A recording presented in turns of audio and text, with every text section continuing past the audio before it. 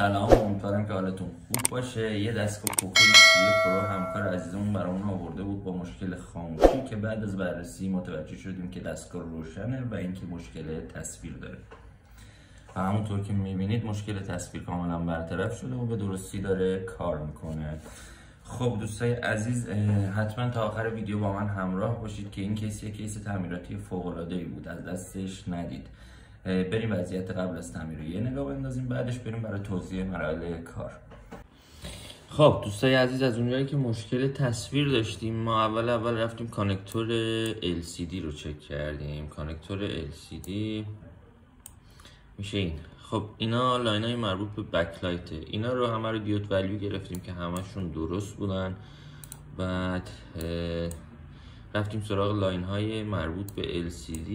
ببینید دوستان، نقشه نداریم در این گوشی، یعنی هر چی که سولوشن باشه یا تو همین چیزیه که دیزت کاجی گذاشته، یا حالا فوقش بخوای از سایت ایراندام اون دیود ولیو ها رو، یا از نقشه خانه بورنئو که تو اینترنت هم پیدا میشه، اون دیود ولیو های مربوط به تغذیه رو اینا رو در بیاریم که حالا ما در آوردیم و تک تک اینا رو انجام دادیم.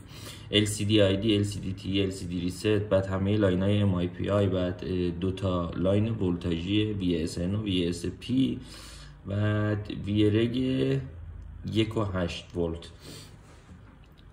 دوستان همه این ولیو ها اوکی بود برای ما، فقط VSN ما ولیوش باید OL باشه که ولیوش نزدیک 700 خورده ای بود.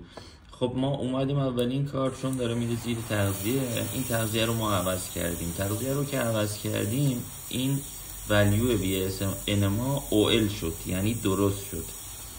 توی این گوشی VSN OL باید باشه، ولی همچنان تصویر نداشتیم. بعد اومدیم ولتاژی تست کردیم، 1.8 ولت داریم ولی منفی 5 ولت VSN و مثبت 5 ولت VSP رو نداشتیم.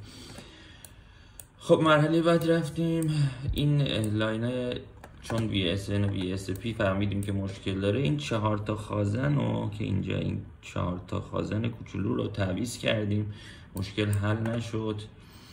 بعد اومدیم این بره برد،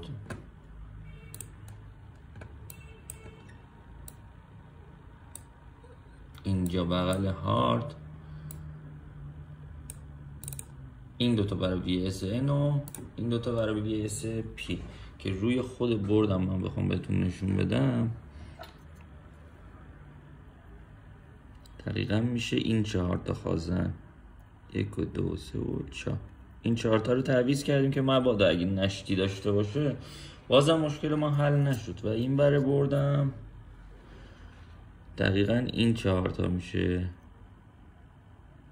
اینا رو تعویض کردیم نشد. اومدیم این فیلترهای EMI و سر قضیه لنس مشینگ اینا رو در آوردیم، اینا رو همشون سیم زدیم، بازم مشکلمون حل نشد.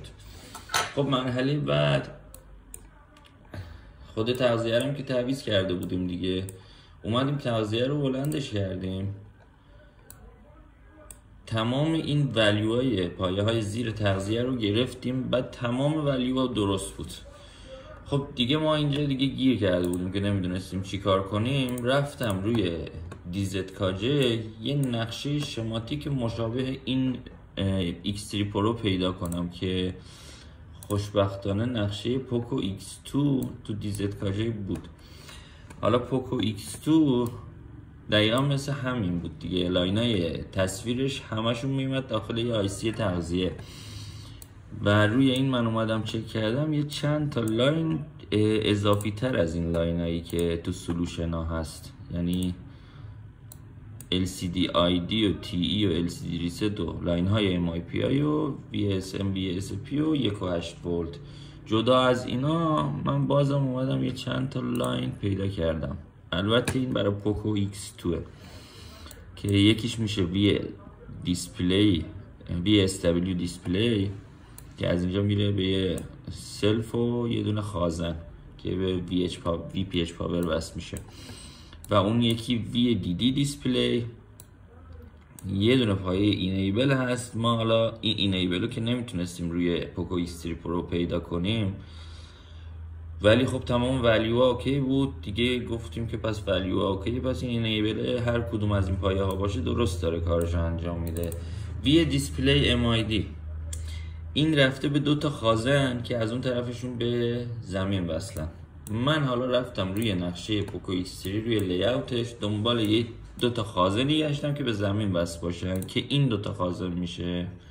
الان این نقشه برد ما باشه،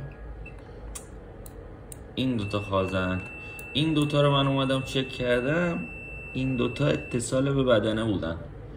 این 2 تا رو اومدم تعویضش کردم، اتصالیمون افتاد، اون 5 ولت VSN و VSP مونم برگشت و اینکه تصویرمون اومد بالا و مشکلمون حل شد.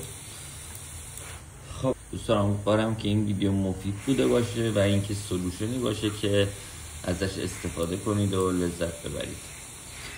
مرسی که حمایت میکنید. خدا نگهدار.